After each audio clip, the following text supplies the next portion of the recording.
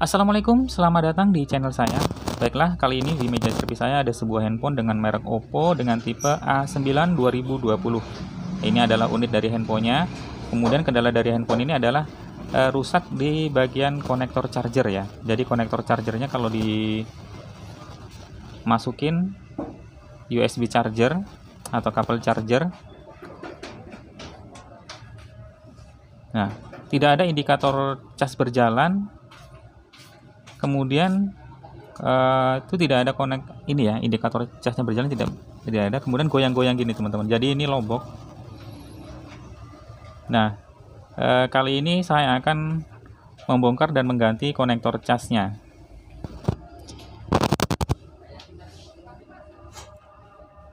Baiklah, kita akan bongkar handphonenya. Kemudian kita persiapkan dulu peralatannya, yaitu pingset, kemudian plastik tipis, ada karter dan ada obeng ya. Kemudian ada jarum pentol untuk membuka SIM tray-nya. Dan di sini saya sudah siapkan konektor cas penggantinya. Nah, ini saya udah pesan kemarin, sudah datang ini. Ini yang satu perangkat dengan papannya ya. Ini saya buka dulu. Nah, seperti ini teman-teman ya. Jadi kali ini saya menggantinya dengan seperangkat papannya. Baiklah teman-teman, sekarang kita akan bongkar terlebih dahulu handphonenya. Sebelum kita bongkar, maka kita matikan handphonenya terlebih dahulu.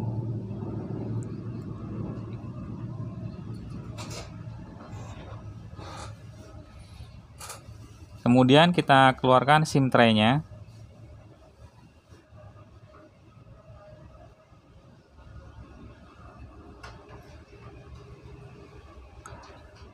Lalu kita akan buka backdoor ini, karena ini dilem, jadi nanti kita akan menggunakan bantuan blower untuk melelehkan lemnya supaya mudah dilepas ya. Kita blower area pinggir di bagian backdoor. Kita blower keliling bagian sisinya aja teman-teman ya.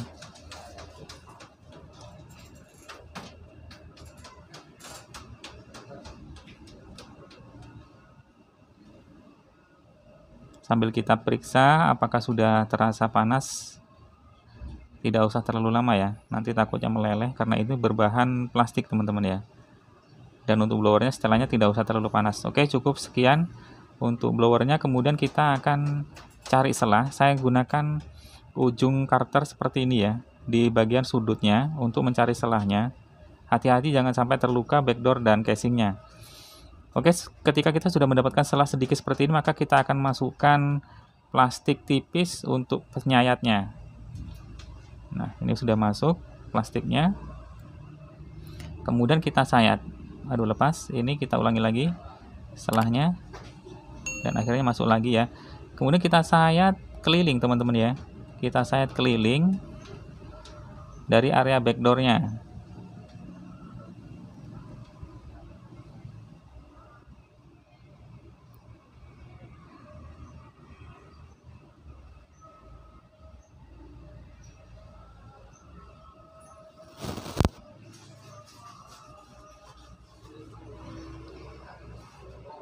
Oppo A9 2020. Sepertinya backdoor bagian tengah juga terdapat lem, jadi ya ini agak rekat, bagian tengahnya agak susah ya.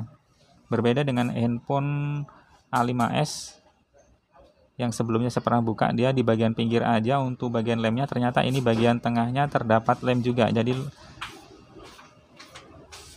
agak sedikit susah teman-teman ya. Tapi tetap berhati-hati karena di bagian atas terdapat fleksibel fingerprint sensor, jangan sampai sobek ya. Nah, ini ternyata benar di bagian tengah backdoornya terdapat lem yang menempel.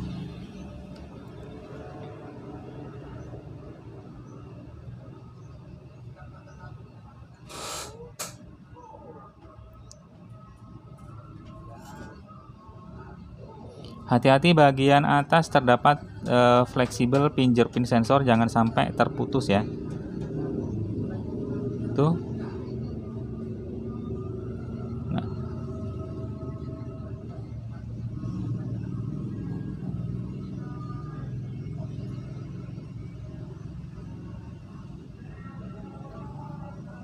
Nah, ini teman-teman.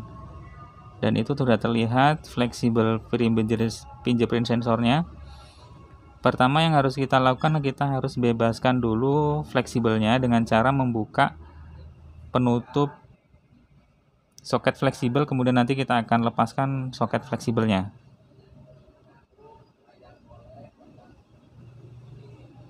Ini ada satu baut untuk penutup soket fleksibel ya.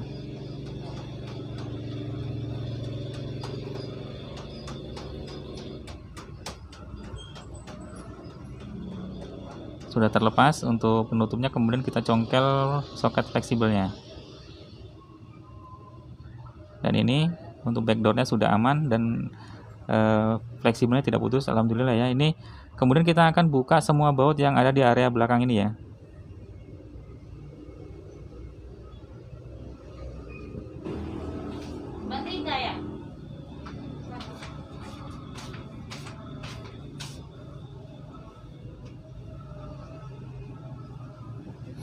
Baiklah, semua bautnya sudah terlepas, kemudian kita akan buka casing bagian belakang ini dengan cara kita cari selah di sudut. Nah, di sini bisa dengan menggunakan kuku. Ketika kita sudah mendapatkan selahnya, maka kita buka menggunakan kuku, teman-teman ya.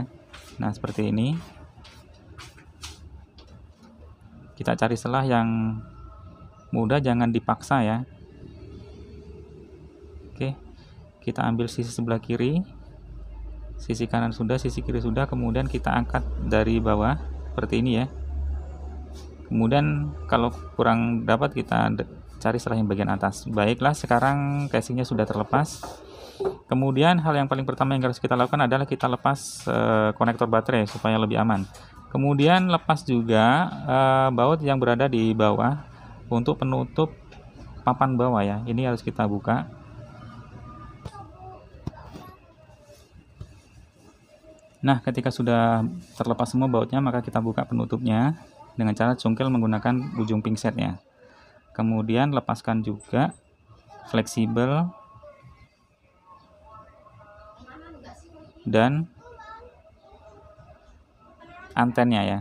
Nah, kemudian kita congkel menggunakan ujung pingset untuk konektor cas plus satu set dengan papan bawahnya. Nah, ini sudah terlepas teman-teman ya. Ini adalah seperangkat, jadi saya gantinya seperangkat karena untuk yang custom untuk konektor casnya aja saya cari di toko-toko belum ketemu, nggak tahu, jadi saya ganti seperangkat ini.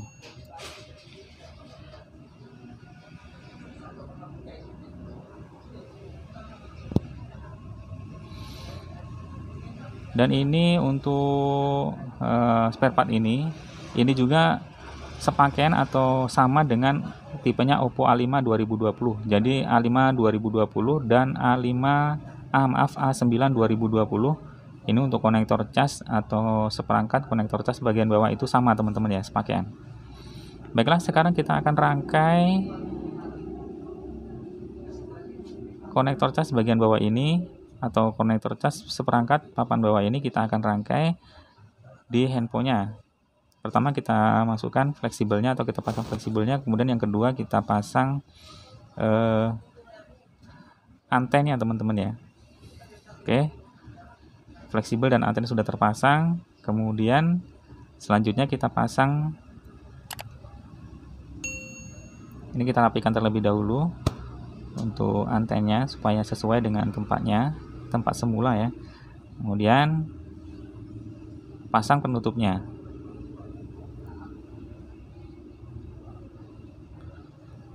Pasang juga baut. Lalu untuk mengetesnya kita pasangkan baterainya. Lalu di sini kita akan melakukan testing terlebih dahulu apakah sudah bisa di charger dengan normal atau belum. Nah, terlihat indikator cas berjalan, ada tanda petir ya. Kemudian kita tunggu hingga ada presentasenya.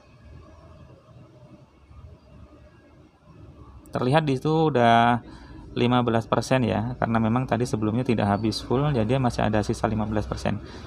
Baiklah, kita akan lakukan rangkai kembali, kita pasang casingnya.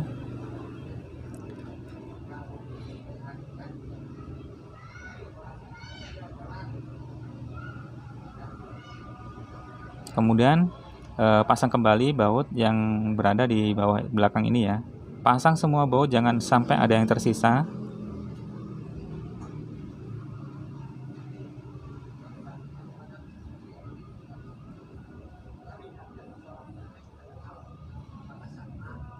Oke, ketika semua baut sudah terpasang di sini, karena untuk melekatkan backdoor dengan casing bagian tengah ini kita harus oleskan lem teman-teman ya, karena di situ sebelumnya tadi kan lekat dengan lem ya. Jadi karena lemnya sudah terbuka dan tidak bisa rekat lagi, maka di sini saya oleskan lem kembali. Lem yang saya gunakan biasa saya pakai untuk mengelem LCD.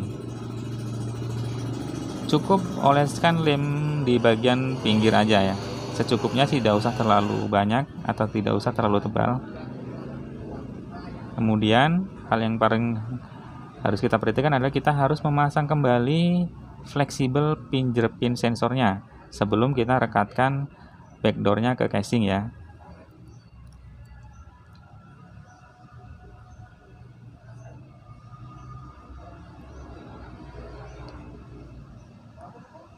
Kemudian pasang juga penutup soket fleksibel fingerprint sensor dan pasang juga bautnya. Oke, semuanya sudah terpasang bautnya. Kita kencangkan terlebih dahulu. Setelah semuanya sudah selesai, maka kita posisikan backdoornya di bagian casing sepresisi mungkin. Nah, seperti ini. Karena ini memang menunggu waktu beberapa lama untuk supaya casingnya kering lemnya, jadi nanti kita akan ikat ya.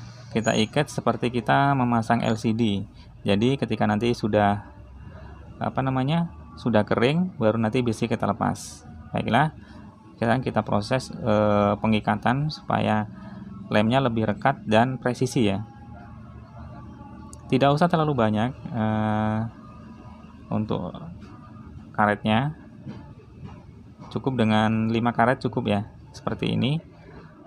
Kemudian sambil kita menunggu lemnya keras atau mengering, kita colokkan kabel chargernya supaya nanti bisa bertambah mengisi.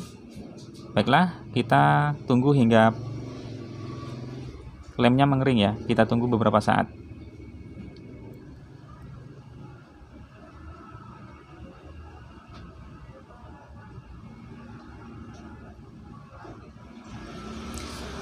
Baiklah, ini tadi sudah saya diamkan beberapa saat, sekitar 15 menitan kira-kira. Kemudian ini kira-kira sudah mengering teman-teman ya. Kita lepaskan semua karet pengikatnya. Nih, masih berjalan indikator casnya.